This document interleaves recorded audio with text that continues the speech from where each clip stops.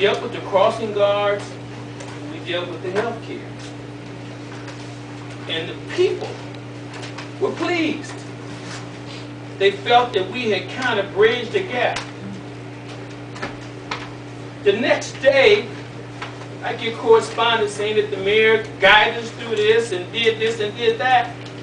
And it kind of bothered me because it wasn't about that. I saw when he asked the finance director to come forward with what we've been asking for months. And that's a breakdown on the health care for each department. He had the finance director stand in the back, and I'm trying to stay positive based on what Townsend said, and then he came forward with the information we should have had months ago. My issue is divisiveness. There's a divisive tenor running from the mayor's office that's going to be very counterproductive. That was a bridge, that was a moment, Chief, that we could have kind of bridged some of our differences and moved forward. And he flipped over. He flipped it when he did that. He flipped it. This past Friday, I called a press conference at Superior and Euclid at the Shell gas station. Because I don't see a crossing guard at Stanwood and Euclid that I see when I go to work in the morning. I didn't see one at Forest Hill, and I didn't see one at Superior based on what we had done. Due to the fact that the mayor did his media thing and said that we wasn't doing this and we wasn't doing that. So the mayor showed. And he got up in my face at the conference. He got so close our noses were touching for 3-4 minutes.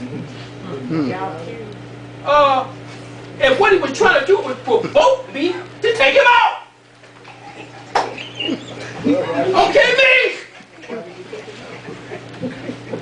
But I'm a wiser person. A few years ago, I would have destroyed him. Because he crossed boundaries. He did.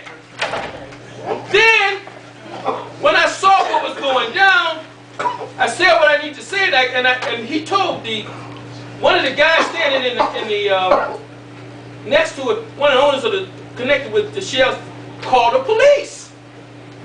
So I'm pulling out of the Shell gas station, one shooting in, doing his job, other one flying down the street with the sirens to come and arrest me if I would have did the wrong thing. Nothing happened. Counterproductive. Then he calls me about 45 minutes later and says, forget about it, Martin, let's put it behind us. Now, if my butt would have been in jail, you wouldn't have forgot about it, would you?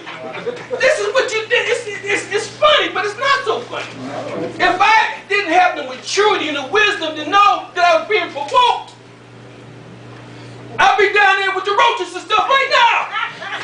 I would be. And when I got home, I prayed.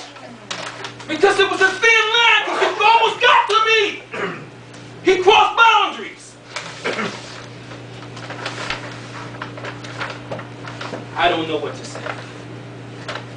I'll say this about the crossing guards. They do an important job. I was concerned because I didn't see them out there. Now, we get information through our office. And I'll say this, and it's a matter of record.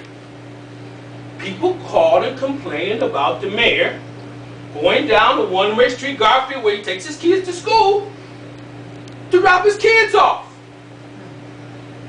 Is he above the law?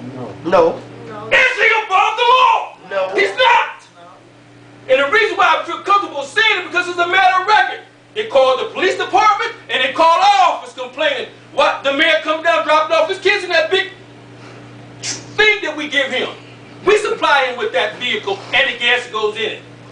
Okay. These are the things that bother me in terms of ego and thinking that you all that. Nobody up here is above the law. If I would have hit him, I would have been down there. And they would have had a field day. The media went all over it. Councilman hits the mayor and all like that. But God was with me on that. But why provoke me to that? Why?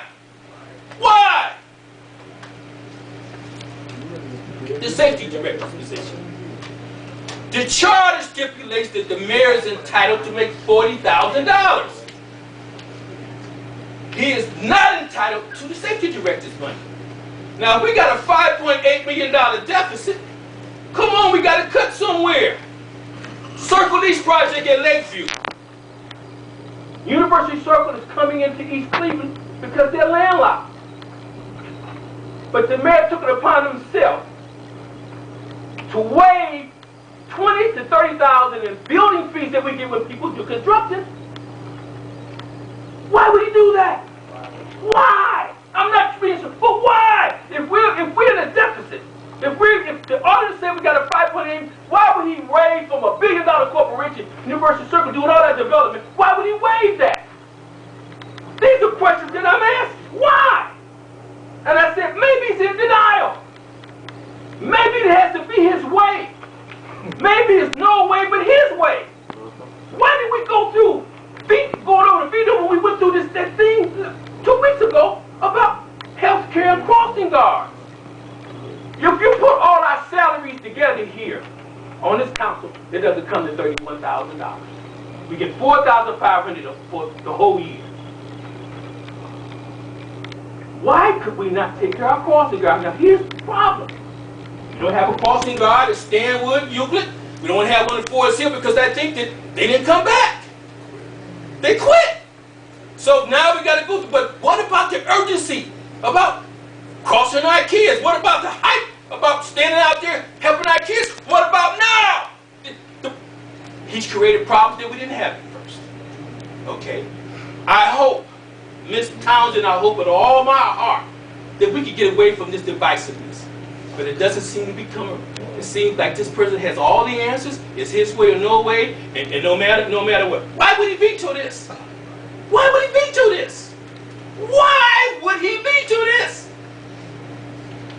Why would he not have his finance director not only serve, but serve the entire city? Give us the information we asked for months ago. These are the questions, and I'm gonna close on this with denial. Denial. D. Don't. E. Even. N. Notice I am lying. That's the mayor. Thank you.